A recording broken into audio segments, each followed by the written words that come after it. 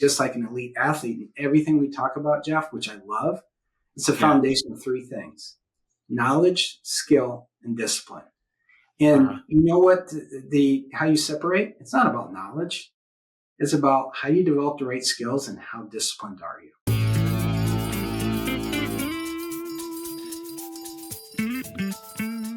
Welcome to another episode of the Pick Now podcast. I'm your host, Jeff Munn. And in the Pick Now podcast, we explore the scary choices that entrepreneurs have to make at every step of the journey, whether they have all the data or not. Today's guest, I'm thrilled to have Manny Menendez. Manny, you and I go back 25 years. Is that possible at this moment? I mean, we met in our consulting days, but since then you've been a four-time entrepreneur. You're an advisor. You're an advisor to an investment fund with our friend Norm. You've kind of done a little bit of everything, and I wanted to have you on just because of your perspective from all of these different vantage points. So thank you for being on the Pick Now podcast, and looking forward to the conversation. Yeah, Jeff, thanks for having me. And likewise, can't wait to get into it. Yeah. So I met you, we were both consulting. We were at Hewitt Associates. Mm-hmm. And it was a few years after that where I think you got the entrepreneurial bug for the first time. I always find it fascinating. There's like a little bit of a different kind of wiring, I think, that wants someone that inspires someone to kind of go down that path. Could you describe what it was for you that said, yeah, I want to make this leap? Yeah, no, when you think about it, I was at Hewitt Associates from 2000 till 2010. And that was really the impetus. And let me explain that. Is at Hewitt Associates, as you know, because you were an incredible colleague, there's a lot of really bright, smart people, and you had to work really hard to accomplish some really, really cool things for our clients. And oftentimes we were building new solutions, new strategies, new approaches to help solve some of their healthcare and benefits challenges. And what I found myself doing is really enjoying working with others to really get into the trenches and accomplish something really neat. And this happened to be for our clients. So fast forward to 2010, the opportunity came. It was right after, if you recollect, the Aon acquisition. I left right before the Aon acquisition. Yeah, so it was announced in July of 2010 and closed in October of 2010. And at that point, I kind of took a step back. I was leading the Chicago market from a P&L for the health and benefits, and really enjoyed working with others. But that got me really excited around, wow, wouldn't it be cool to go try to build something from scratch with a bunch of other really bright people and really try to make an extended difference in healthcare? And that was my motivation. And what was going through my mind was, if I don't do it now, 15 years from now, I'll be looking back and say, why didn't I try that? Right. And the bet was, in the conversation with my spouse, as a lot of us need to have when we're making big career changes, is what if? What if it doesn't go your way? And I said, I always was brought up to respect people and leave on the right terms if you're departing an organization, and do everything possible to support them. And I think there's a pretty good chance they might take me back if it doesn't work out. So boom, I jumped into a company called Bloom Health, which was 2011. And that was back in the day when the next hot ticket item in healthcare was private exchanges. Aon was creating a version they had, and there was 3 or 4 others creating versions of a private exchange. So I went to this entity called Bloom Health, which was a frontline decision support, to build out their version of a private exchange to help employers take the next step. It's interesting how the entrepreneurial, like you can in football, you can trace lineages through like coaches, and that private exchange. I just had on a show who started Liaison, one of the first private exchanges. And it's interesting how many healthcare entrepreneurs have come from that world. Yeah. And it's funny. This was probably in '07, I had a conversation with Ashok about joining his organization, his early day version of Liaison, which kind of morphed over time. But myself and two other folks were considering joining his entity. And at the time, he had a direct-to-consumer market or play, a retail play. And we were a bunch of group insurance guys, so it didn't kind of work out in the end. But Ashok is an incredible guy doing great things, as you know, now over at Centivo. Yeah, absolutely. So tell me about the early days at Bloom, and how early were you? Like, how long had Bloom been going when you joined them, and where in the what stage? Yeah, it was year one. So it was, I think they had 2 clients on, so it wasn't pre-revenue, but it was pretty darn close. And it was early days. And, the interesting thing is, here's what I learned, is working in a large think tank consultancy like Root Associates, the infrastructure, you know this, Jeff, you were there, the infrastructure they build around us on intellectual capital to have resources to different things like the Affordable Care Act and all the different things you need to know about the provisions thereof to advise your clients, that's not there with the early scrappy startup.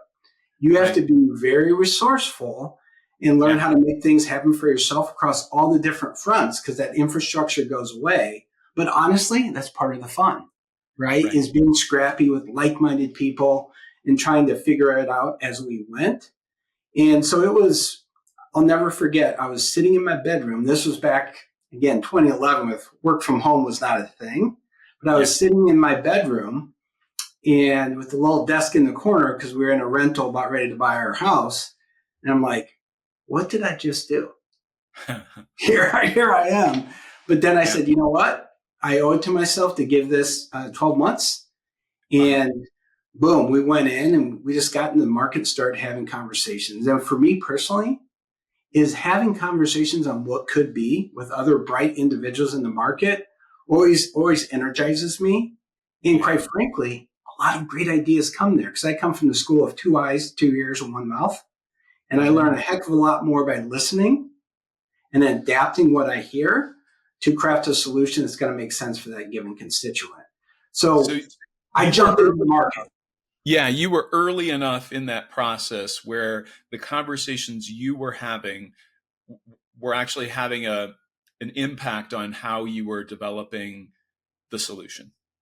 Correct. Yes, because we were, there was a version, at the time it was the Hewitt Exchange, but became known as Aon Hewitt, then the Aon Exchange. There was a fully insured version, which is a more managed competition, completely different model than what we ended up building for self-insured employers. So it was a little differentiated, but yet we could shape it. And that was the cool thing about it. I always say, take something to the market that's about 70% baked, let the market collaborate you and build the other 30%. That's pride of ownership, right? All of a sudden it becomes their idea, and they're going to be the early adopters and help drive it. Yeah. So how long were you at Bloom? Yeah, so I was at Bloom until April of 2015, so about 4 years. And in fact, did the transaction happen or did you leave before that? Well, I left. There was a transaction 6 months in, so I joined. Oh, okay. I was Bloom Health, and 6 months in July, I think it was July or August. I forget the exact timing of 2011. All of a sudden, Bloom Health took Blue Venture Capital money and essentially became the back room for 3 large Blue entities in this country: the Anthem Health Marketplace, Blue Directions for Blue Cross Blue Shield of Illinois and the broader HCSC, and then Glide Pass for Blue Cross of Michigan. So 6 months in, we became a health plan-driven solution. And so most of my tenure at Bloom Health was working in collaboration. I happened to be assigned to Anthem, so I was working with the Anthem folks across all their different states and national accounts to drive their version of a private exchange as a hired subject matter expert to help sell it to their clients. So that was kind of the transformative moment of a change. Once that happened, did it begin to feel a little bit less entrepreneurial, or was it basically the same? It felt a little bit less entrepreneurial from the perspective of large entities that invest and they're going to have their perspective on how to position it. Yeah, I mean, you're kind of like becoming their internal solution at that point. They've invested money in you. You're their primary customer, Correct. right? And didn't they ultimately buy it? Yeah. So, well, they had over 90% controlling interest, so they're by far the majority shareholders. But the cool thing about it is, you talk about being in the market where I started this conversation. Yeah, I was in the market 5 days a week with Anthem's prospects, clients, broker consultants. And you talk about getting feedback and being able to iterate the different versions of the model early on.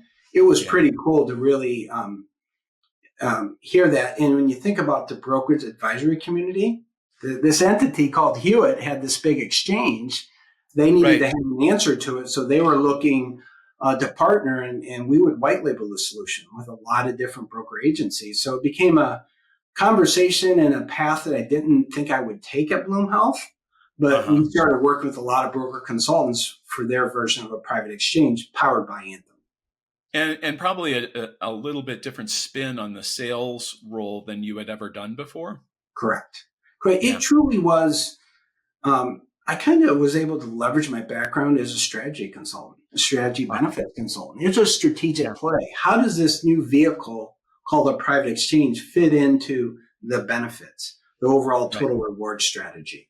And what's it going to do to make sure that people appreciate the incredible benefits that employers offer their employees? That's awesome. So what was your most profound, I'm setting the bar higher for you, Manny, kind of insight from an entrepreneurial bent when you were at Bloom? Like, what's something that you saw that you learned from and that you took forward to the next thing and the next thing and even today? Does anything come to mind? Yeah, what I took away from it is, again, I'll go back to it, is really having a conversation on what a solution could look like and listening to a different perspective on what's going to work.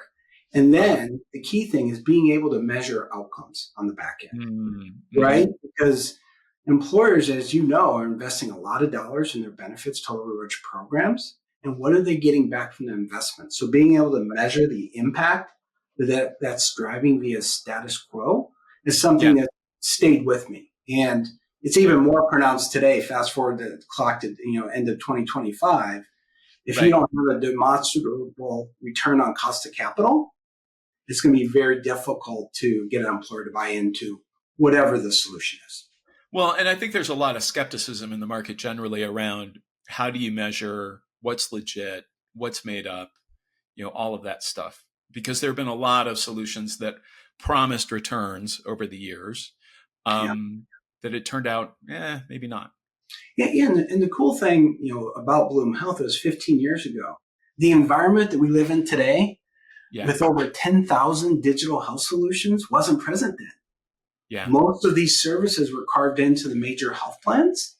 And so Bloom and the private exchange movement, I'll call it, was kind of the first to start to carve out different pieces, but then partner with the health plans in the delivery of them.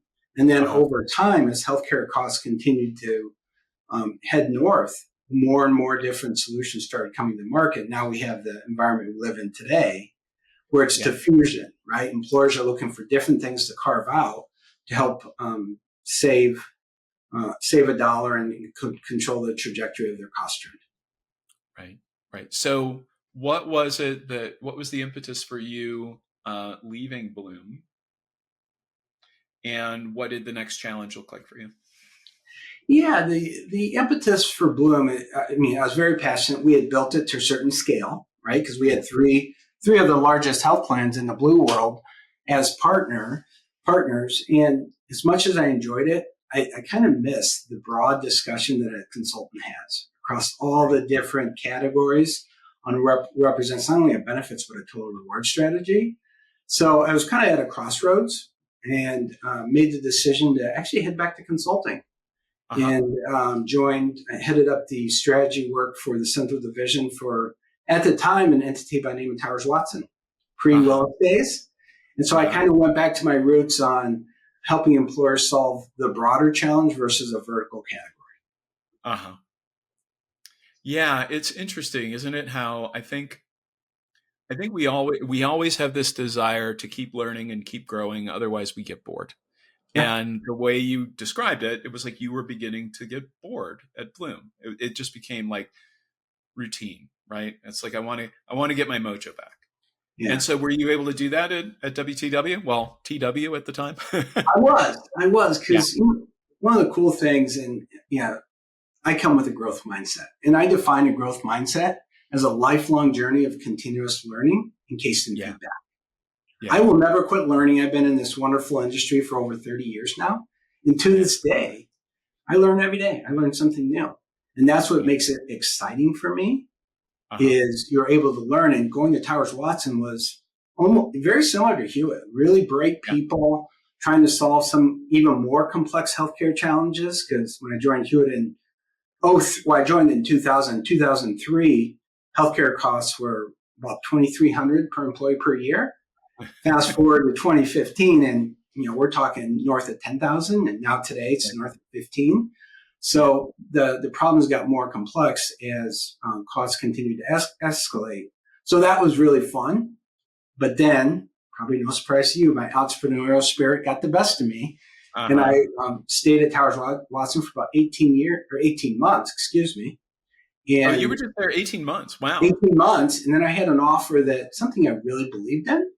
To join a company by the name of Consumer Medical to head up their partnerships.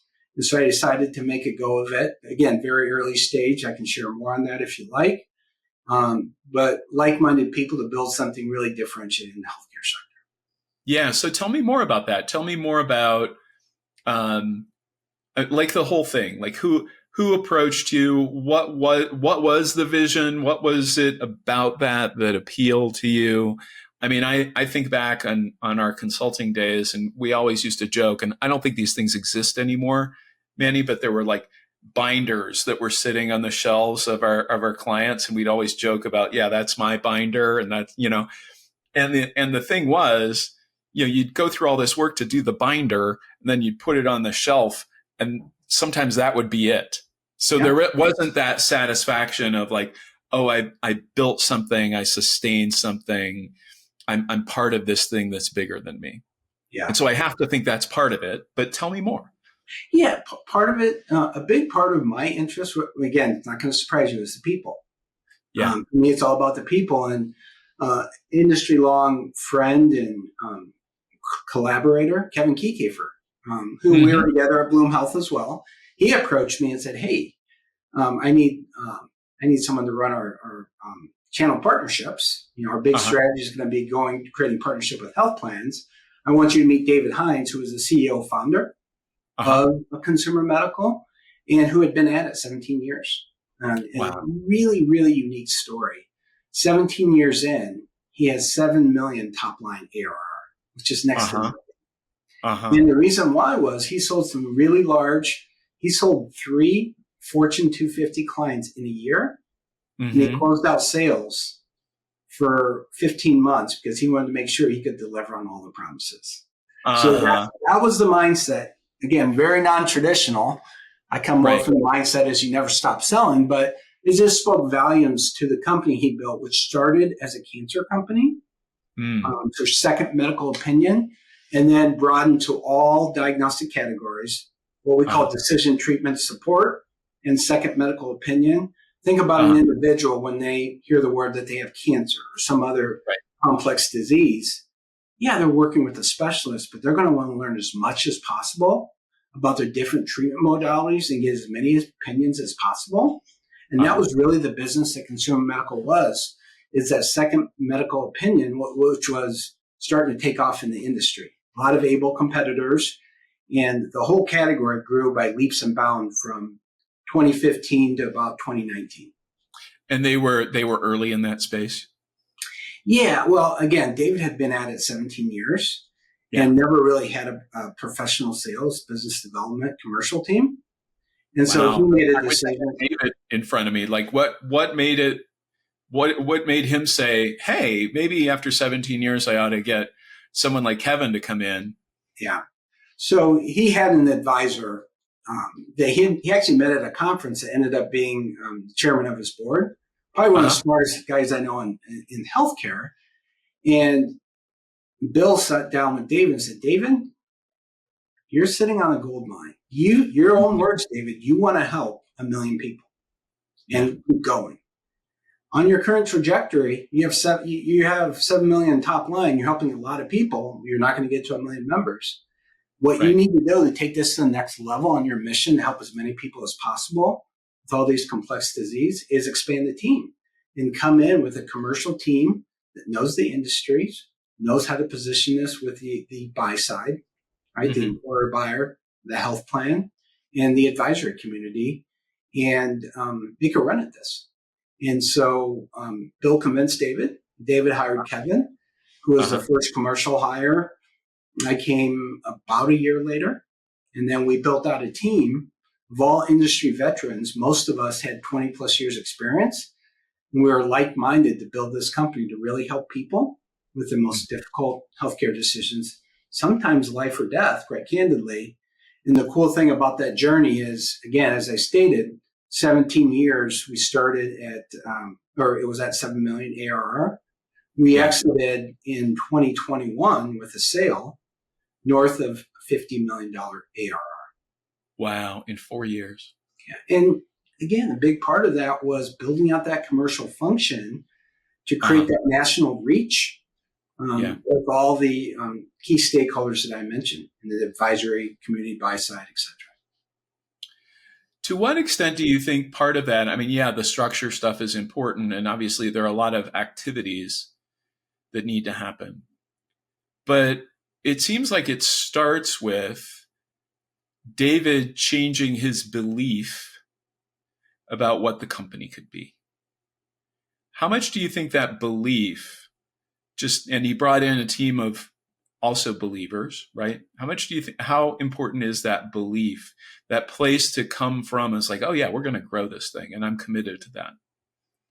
Yeah. I take it back to why David started the company, his origin story. Yeah. So way back when I think back to it was early 2000s, his sister came home from college, field hockey player at North Carolina, home on Christmas break, went to the doctor for her annual checkup and they found a lump in her breast, 21 years old. Wow. And they said, okay, we're going to do triple crown. Mastectomy, chemo, and radiation. His sister never missed a day of college or practice, fought the disease, is a 5+ year survivor. And I think about 10 years ago, her doctor told her, you know what the great news is? You're going to die from something other than cancer. Wow. But David looked back at the research and she was misdiagnosed. She could have had a lumpectomy instead of a mastectomy. And the probability of a 21-year-old young lady losing her breast, almost non-existent. And she didn't have to because she was misdiagnosed and got the wrong treatment protocol. And that led him on his lifelong journey. And it was back in the day, the early days of consumer medical. I'm an older guy, so Marcus Welby, the house call, right? Yeah. He actually would take a team of oncologists. He was mostly regionalized in the Northeast. He was in the Boston, Jersey area.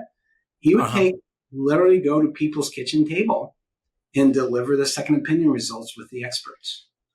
I mean, that was the old school start of the business. And so over time, again, there's just the receptivity to it.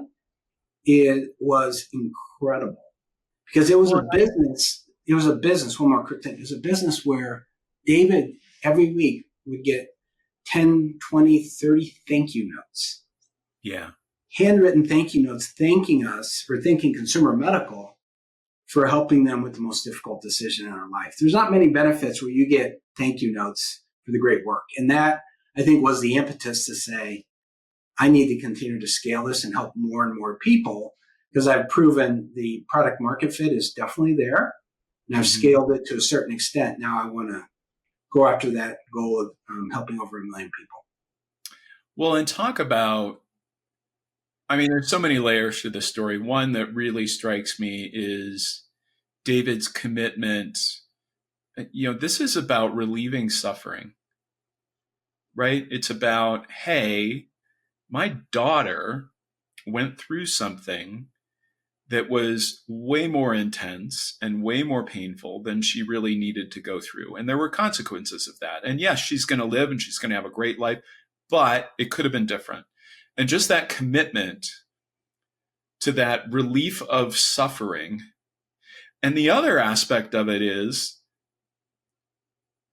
that relief of suffering comes at a better result and a lower cost, which, as you know, is the sweet spot. If you're selling a healthcare solution, you got something that delivers a better result and lowers cost. Man, that's a home run. Yeah. Yeah. Yeah. So, and again, with cancer patients, it's not so much about the price, the cost. Right. It's 5-year survival rate, because sometimes the pathway to get you well may be more services. It may be a little bit more expensive. That's with cancer.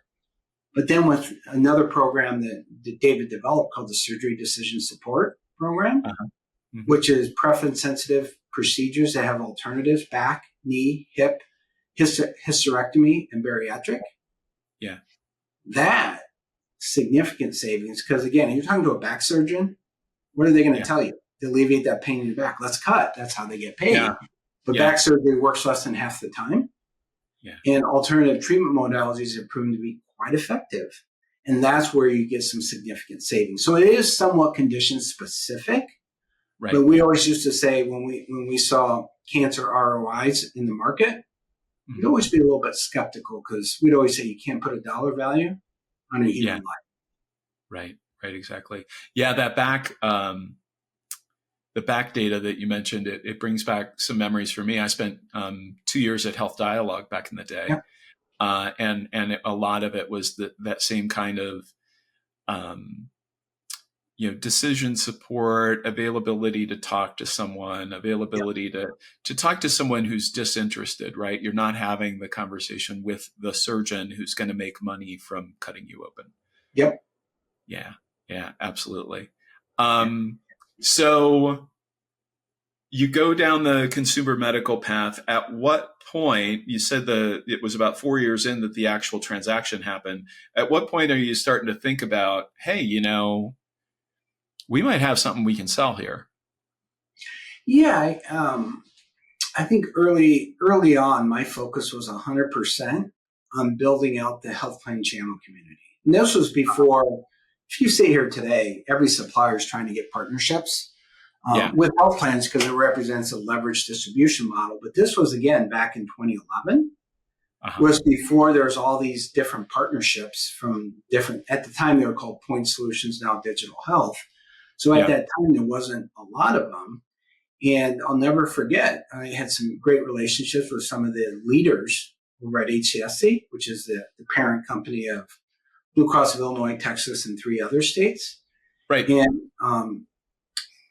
they always gave me an opportunity, but I always had to prove it. And let me tell you what I mean by that is, let's do a pilot. Does this solution actually work? Let's allow the purchaser to speak. And so what I did is I went to Chicago market, where I spent my entire career, and got 12 companies in year 1 to sign up for this. And so the message from the employer community was loud and clear. This was an extremely valuable solution that can help people, whether it be their employees or their loved dependents, help them make the most difficult decision. And it's a sorely needed opinion. The mindset of physicians over time has changed. If you take back the clock to pre-2010, you never wanted to get second guess a physician, right? That was taboo. But the mindset of physicians over the years have quite changed, and they welcome having another opinion from another expert to make sure that treatment pathway is the most appropriate. So why do you think that's changed? I think the volumes of literature and research that's published on all these disease states and how to treat them is so voluminous that there's no physician that can keep up with all this and actually, treat. And so having the ability to collaborate and corroborate with other experts, for example, there's solutions out there today Or think of an oncologist in a very remote rural area, and someone presents with a very rare cancer. There's a pretty good chance that oncologist has never seen that form of cancer. But think about an infrastructure where this oncologist has a second opinion network to the oncologist. So the leading national cancer institutes, all the records can be sent in, and they'll be obviously coordinated by the second opinion company, but another opinion could be received. And so it's an oncologist from a leading academic medical institution opining with that rural-based oncologist. It's making sure you get the best care for your patients and, putting any quote-unquote ego aside. Yeah. Yeah, that's really encouraging. And it doesn't necessarily feel like it was always the case, to your point of the back surgeon who, I don't know why we're picking on back surgeons, but you get my point. It's like, you if your service is a nail, or everything's the whole hammer and nail thing. You know what I'm talking about? Absolutely. So, at what point then does consumer medical, like, kind of, you're out in the market, you're beginning to have conversations with the elites, the potential acquirers, or was it a kind of a surprise situation? Well, it was a journey. It was a journey. So we had, from 2015, April of 2015 till end of 19, we had built this company just short of 50 mil. Before we sold, we crossed that barrier. And in January of 2020, we went out to JP Morgan to do our fireside chats to start the banking process, right? We were going to get our SIM, our book out there and collect interest. So we went out there, had incredible fireside chats, strong interest in the business, as more so as a tuck-in strategy to other navigation and other solutions out there. And coming out of that, we sent our books out, and we had 28 different companies interested in that asset. So the demand was incredible. And so all of these were strategic. None of them were like private equity coming in, or no, there were private equity as well. It came down to mostly strategics, but early on there was probably a 50-50 strategics and private equity, and some of the private equity was looking to fold it into some of their current portcos as a strategic fit or additional asset, if you will. So we had incredible discussions through the February, March timeframe. And then I don't know if remember 2020. I do. That day, March, I'll never forget. I was in New York City. What those initial conversations, like, what month were those? So we were, we're doing our day job, trying to sell, and marketing the company with all these management meetings. I think it was March 17th or 18th. I forget the exact date, but it was a Thursday, and we were out at Conference Board New York, and the NHL season got canceled.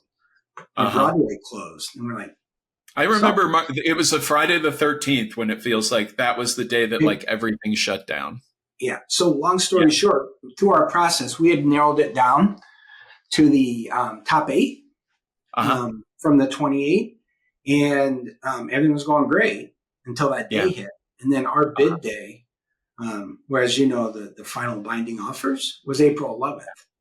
Short 3 weeks later, and to a T, all 8 of them said, "We love your asset. We love your business. As you know from our discussions, we have great ideas on how to fit it in, but our finance committees are locked up. We need to understand what's happening with this emerging pandemic, if you will.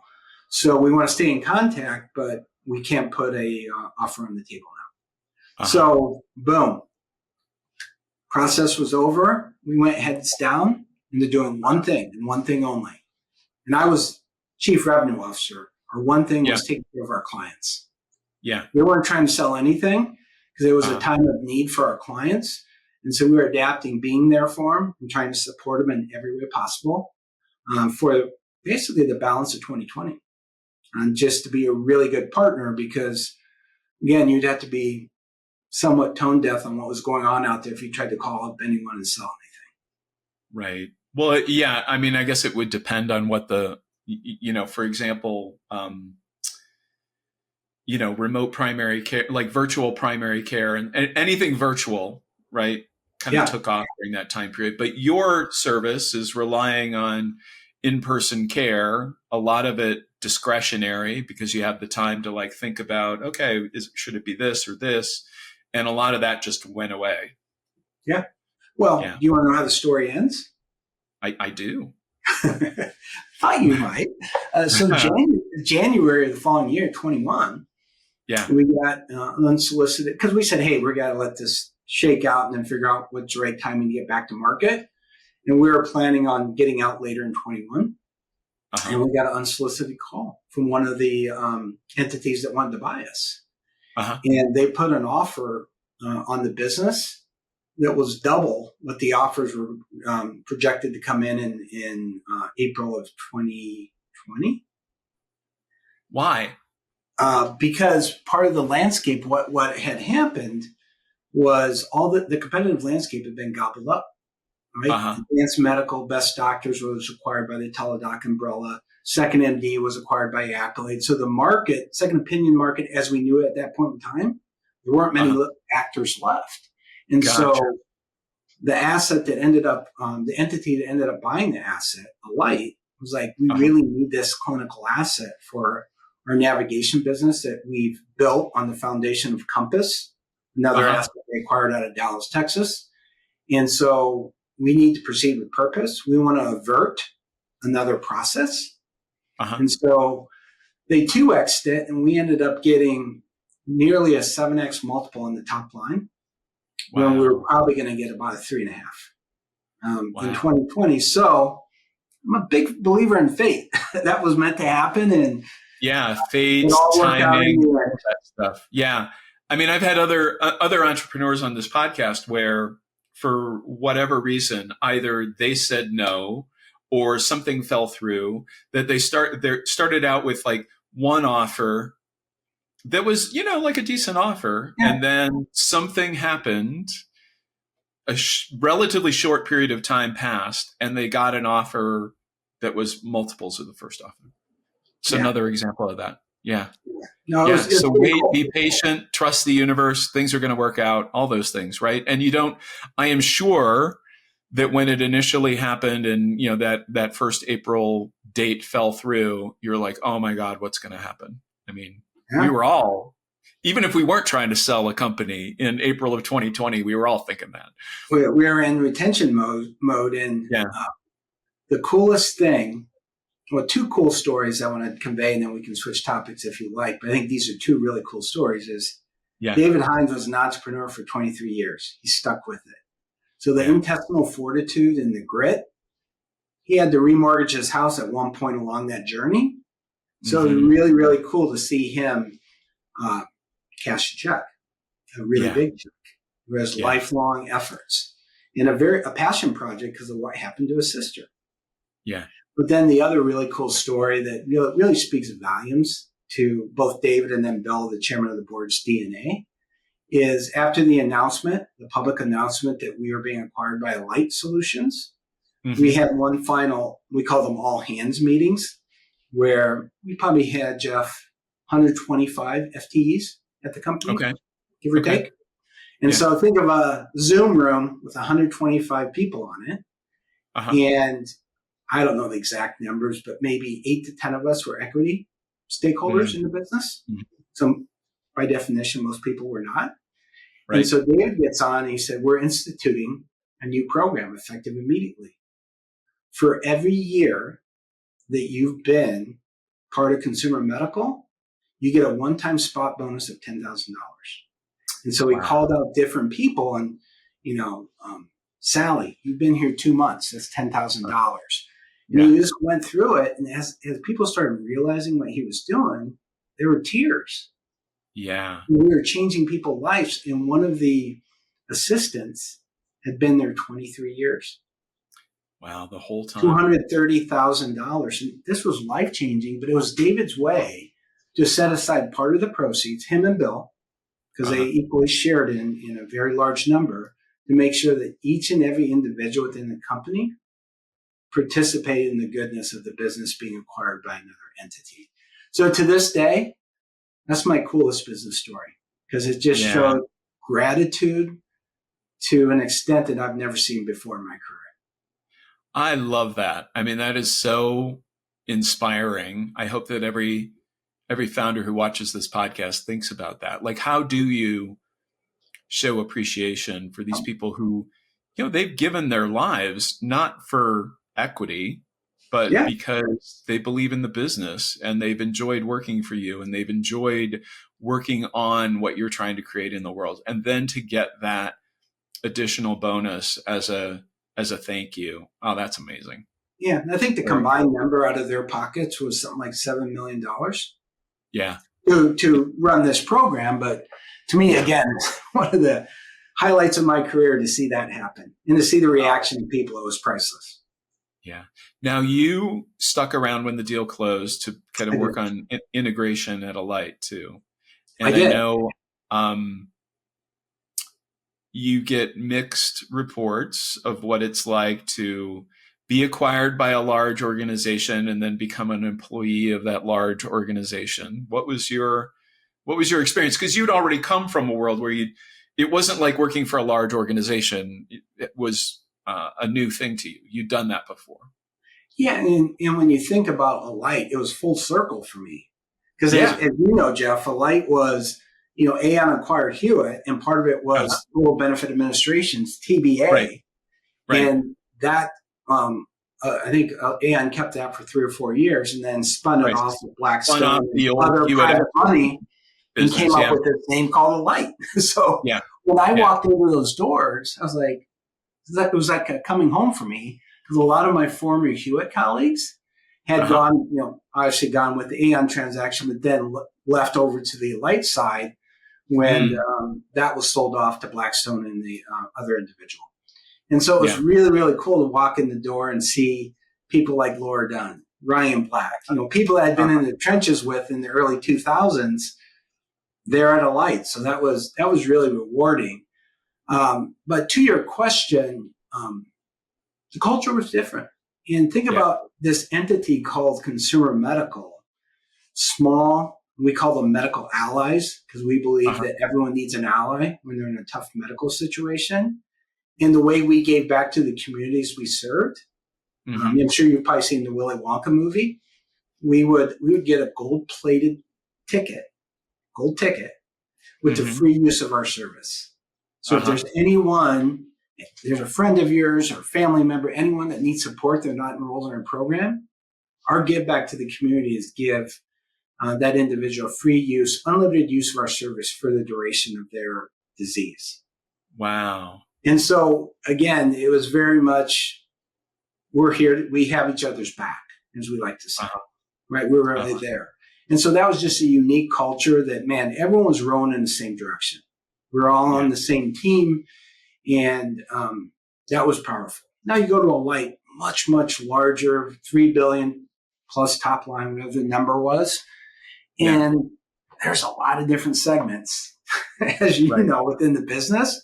Benefit administration, payroll, DC. Well, and there have been acquisitions over time too. So you had when you and I joined Hewitt, it was all kind of one culture, and everyone had kind of grown up together. And now you start doing the acquiring and the things that came out of the IPO, and then you get spinoffs and transactions, and it's a whole different beast. Yeah, and really our position within that large entity was Alight, probably 3 years prior, had acquired this asset that I mentioned previously, Compass, which was a navigation firm more down market out of Dallas, Texas. And so they had bought our asset to embed in the Compass platform, and they've built it out since then, and to be the clinical engine or clinical arm, if you will, of that navigation solution. So I spent most of my time when I was at Alight working with the Compass team and creating the integration and starting to get the story out to all the Alight clients on what the new navigation solution would look like.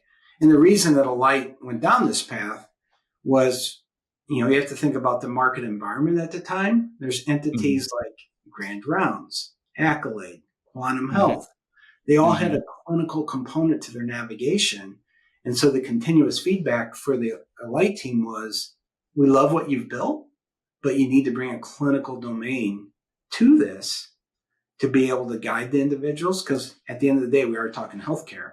And these other entities that I just mentioned have that clinical component. So that was the business rationale to buy the consumer medical asset and then embed it within your navigation solution.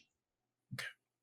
So if you think back on your consumer medical experience and going through the sale to Alight and the integration at Alight, like what's one thing that you learned about yourself as a leader and how you needed to show up, as you think about your development over time? What's the thing you took away from that experience? Yeah, through my entire career, I've always lived this, and it's subservient leadership. As a leader, you're rallying the troops, you're providing directions and the structure, but then the empowerment of the individuals to execute, whether it be sales, client management, marketing, whatever the functional is. And then, of course, hold them accountable on the back end, but then be there for them. When things get tough, when they run into a barrier, whether it be internal, external, be there for them to brainstorm. How do we overcome this collectively as a team? So I was always a strong believer that the power of the room is way smarter than the individual. And I've always subscribed to that in my leadership style, is I wanted the voice of the collective to represent the ideation and then the final direction of a given decision. Sure, sometimes as a leader, you have to hear all the input and then make the most informed decision. But having everyone have a voice at the table creates unity and creates team like I've never experienced before. And one of the things that I'll always cherish in my career, the consumer medical family is still strong. We have text chains of 12, 15 people wishing each other happy holidays, happy birthdays. And that just speaks to the fact that, yes, we were colleagues, co-workers, but we were friends that have treated each other like family. And so to me, that was one of the coolest things of my career. Oh, that's awesome. And my leadership style, that I was able to participate in a culture like that and help drive that culture. Because we would have a lot of discussions internally, and we'd get into it because, like any business, you're going to get into disagreements or debates over certain things. And one of the debates over continuing to foster the culture was, it's what you say. And I always say culture is how you get things done around here. It's what you do. And if you need to open your mouth, how you get done is culture that you create. And so we had some abrasion, but at the end, the cool thing about those behind closed door fights, if you will, or debates, probably better stated, is we all came out unified because we were all heard. And then we had a job to do collectively to put the best interest of the firm, the company, at the forefront and drive it. And that's leadership. So there are a lot of companies who try to do this. And the place where I see it fall apart is, that notion of being heard and everyone getting heard, and leaders will stand at the front of the room and say, I want to hear from everybody. I want to get your opinion. And then people don't actually feel safe to share their opinion. How did you overcome that? Yeah, I think so. We're a little bit more nimble. I think that helps, right? I just going to call that out. We're 125 FTEs, and probably if sales, client management, and marketing under my purview is maybe 50, 55 of those folks. And how I would overcome it, was always encourage the voice of the collective, because if you say something, Jeff, it could influence how I think about something, because I could play off the way you view something. So I always really push that and say, hey, this is a safe zone. This is brainstorming. There's no bad ideas. Right. But then what I follow that up with, if there's something that You want to chat with me on the side? That's great. But after we chat, my first thing back to you is going to be, is it okay? I need to go share this with the larger group. Is that okay? Right. Right. Because not all the details, but like the gist of it, right? Yeah, sure. Yeah. Because sometimes, some of the things, some folks weren't as comfortable in the larger settings, especially when we got bigger. But then what I also did is I created a leadership meeting, my team, because I had the head of client success, head of marketing, all my sales. So my core leadership team, and we met once a week, and I had brought clinical. So I brought other functional areas that weren't under my purview. And my questions are always like, what's working really well that we need to double down on, and where are we falling short? Yeah. 2 very open-ended questions, Jeff, by design. Right. And sometimes I refereed some pretty intense debate. And I said, guys, let's take a breath.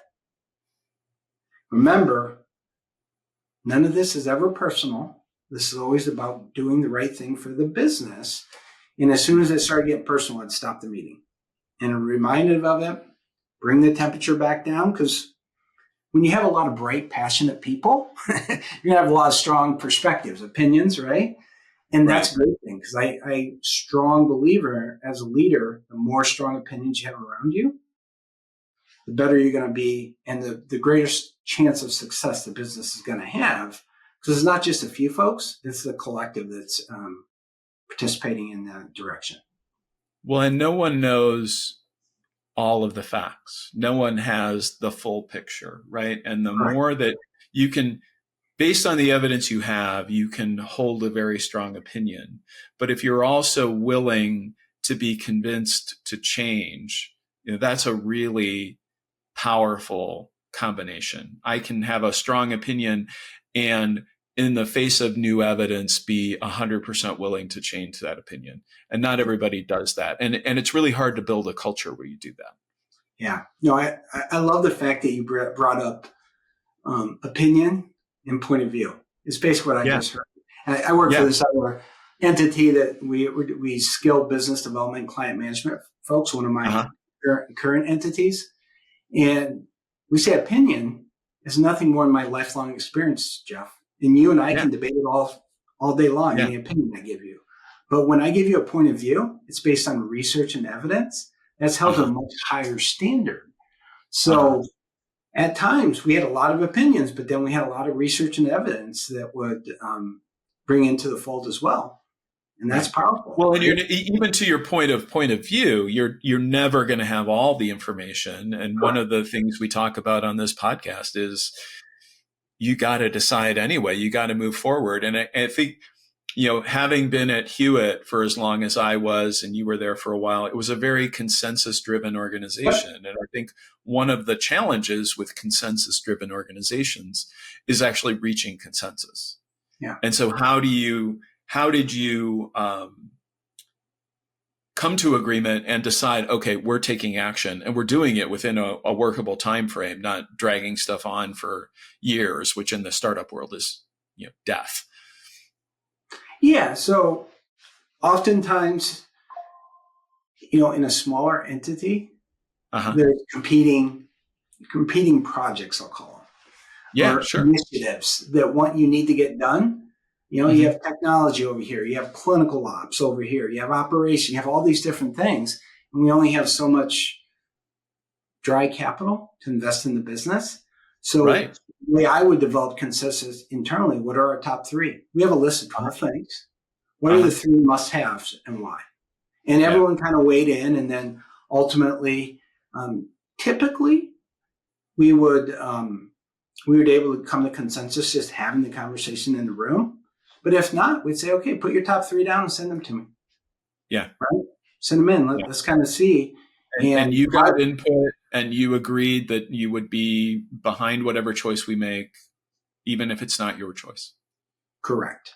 But the key thing is when we ask for anything, what are you going to deliver? Yeah. Right? What are you going to deliver? Yeah. And that was a big part of it. Is one of the biggest asks we had is turnaround time on medical record collections. We needed to automate that process.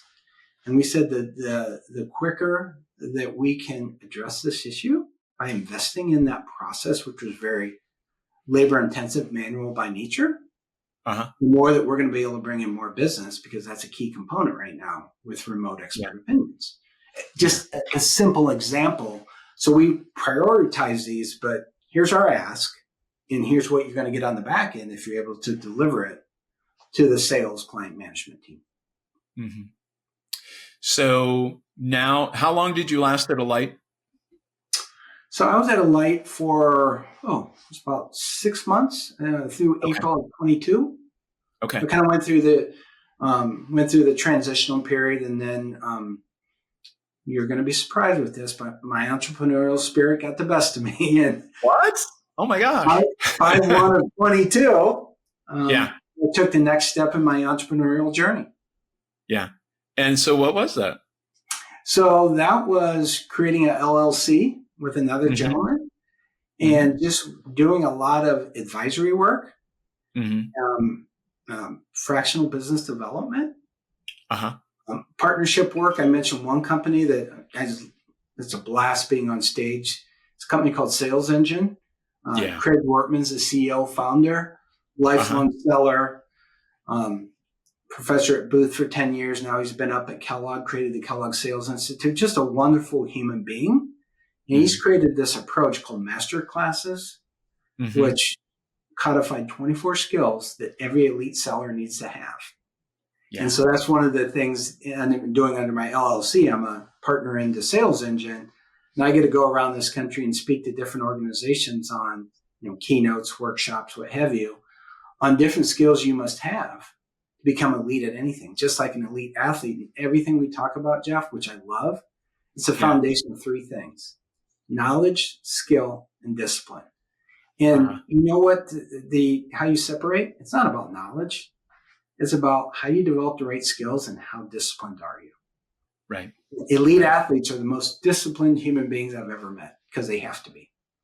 Well, that path of mastery, are you willing to take on something that you are never going to be perfect at and get a little bit better at it every day? And the people who do well are the people who are willing to go down that path and actually find enjoyment, purpose, and meaning from that very slow, sometimes it feels infinitesimal, that rate of improvement. It's like, even in a sales meeting, to ask a question in a slightly different way and see a different result. It's like, this is why I'm doing this stuff. I know you've got a lot of other things going on right now. I've had Norm Volsky on this podcast. He's talked about MVP, so you probably don't need to cover that one. Such a cool thing, though. I recommend people go back to the Norm Volsky podcast. And anything else that you want to mention? And for people who are interested in, looking you up, Manny, and figuring out what you're up to, what's the best way for them to do that? Yeah. So number one, thanks again. This has been awesome. Just two friends having a chat, and I've loved this, Jeff. So thank you. Probably the best way to reach me is via LinkedIn. Manny Menendez on LinkedIn. My number's out there. And just go ahead and send me a note, and I'm out on LinkedIn every day, responding to messages. So, that's probably the best way to reach me. Okay. And the other thing I want to say one more thing about MVP, though, because it's really cool. Please do. It varies every month, but every month we're talking to 10 to 12 new founders and CEOs about different businesses they're building. And I find that to be the most fascinating things. And, I'm very, very excited and passionate around all the innovation and ideation out there. And there's a lot of people hard at work to try to create a better healthcare system in this country. So I think that's really cool. I've had conversations with several of the founders in that community just to reach out and say, how can I help? I love the spirit of that community, because you've got all these smart people who've been in healthcare a long time, really helping these founders get a leg up. It's fantastic. Okay, so last question. For those in our audience who are founders, who are thinking about becoming founders, who have that entrepreneurial spirit, What's one thing that you absolutely have to do and one thing that you absolutely should never do? Ooh, that's a great question. I think the one thing founding is passion, belief, and conviction. That's three, but I won't be too picky. Yeah, wrap them into one. But I'd say conviction. Yeah. If you have the conviction, you're passionate, you believe in it, but you have to have that to be a really successful founder. I've never founded a business in and of myself. I'm a founding member of another company right now, but it's a hard go of it, right? Yeah. And there's a lot that needs to happen. But with that conviction, one of the most important things is, what's your origin story? What's your why? Mm-hmm. Why did you start this? And that's, as a VC individual, and just even when we're doing some of our sales skilling, why you? Why did you create this company? Because that in and of itself, what you do from the word hello, Jeff, is you humanize the conversation. Well, that takes us back to David right there. What a beautiful origin story. Okay, so what's one thing to never do? Never give up. You're going to fail again and again and again.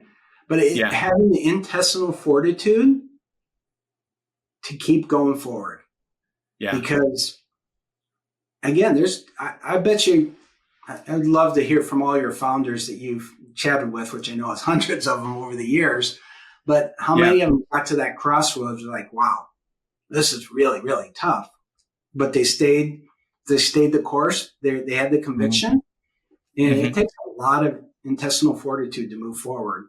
But never give up, and fail fast would be the final thing. Fail fast.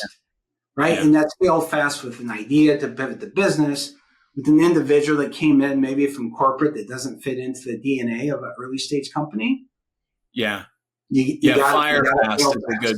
Yeah, that's a great one.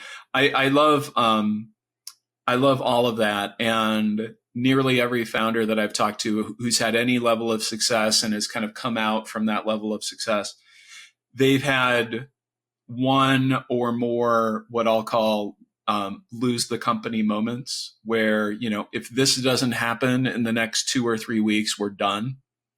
And they find a way and they get through it. And so I think that's beautiful advice, that level of commitment, never giving up, having that passion, conviction, origin story, all of that.